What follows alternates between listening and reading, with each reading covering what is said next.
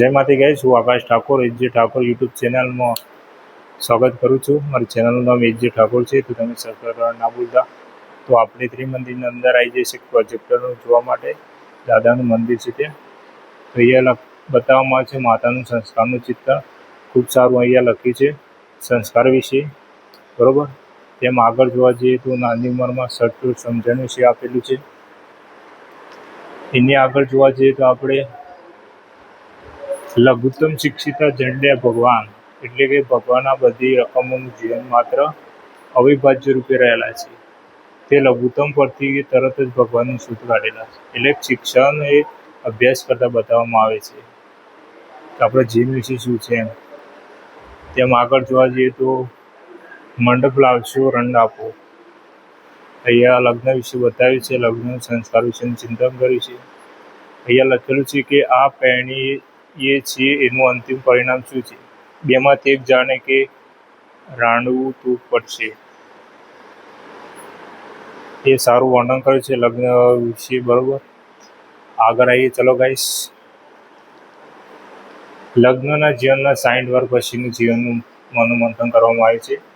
પહેલા મહેમાન પુત્ર આવ્યા હતા, એ ગયા. પરણે એટલે પ્રેમ, પ્રોમિસ ટુ પે. હું કોઈ દહાડો કરું નહીં, દુનિયા આગી પાછી થઈ જાય તોય પ્રોમિસ એટલે પ્રોમિસ. એટલે લગ્નનો જે બંધનમાં બંધાઈએ તે બંધનમાં બંધાવવું, બરાબર. તે નિયમનું પાલન કરવું. અમારે લગ્ન જીવન દરમિયાન ક્યારેય મતભેદ પડે નથી. અને સંસ્કારનું વર્ણન કરેલું છે. પુત્ર પુત્રનું, માતા પિતાનું, એમ સુખ શાંતિ જીવન જીવવા માટેનું, બરાબર. પછી આગળ આવીએ તો ભીડમાં એકાંતની પ્રક્રિયા ભગવાન. એ સુરતનું વિશે બતાવ્યું છે, બરાબર.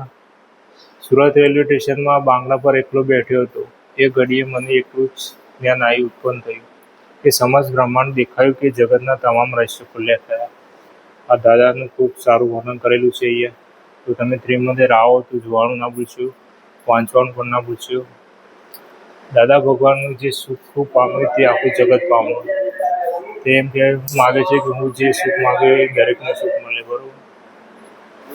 એ દાદાએ લખ્યું છે કે તમને જ્યાં જે દેખાય છે તે એમ પટેલ છે કે હું જ્ઞાની પુરુષ પોતે 356 ડિગ્રી ઉપર છું. અને દાદા ભગવાન અહીં પ્રગટ થાય તે 360 ડિગ્રી છે. તે મારી 4 ડિગ્રી ઓછી છે, એટલે મારી અંદર પ્રગટ થયેલા દાદા ભગવાન ઉપર નમસ્કાર. એટલે એમના અંદર ભગવાન દાદા પ્રગટ થયેલા છે, એમને નમસ્કાર કરે છે. 360 ડિગ્રીએ એમ લખ્યું છે કે ઉત્પન્ન થયા છે, બરાબર. અહીંયા બાજુમાં લખ્યું છે કે શું તમારે શુદ્ધ નથી થવું?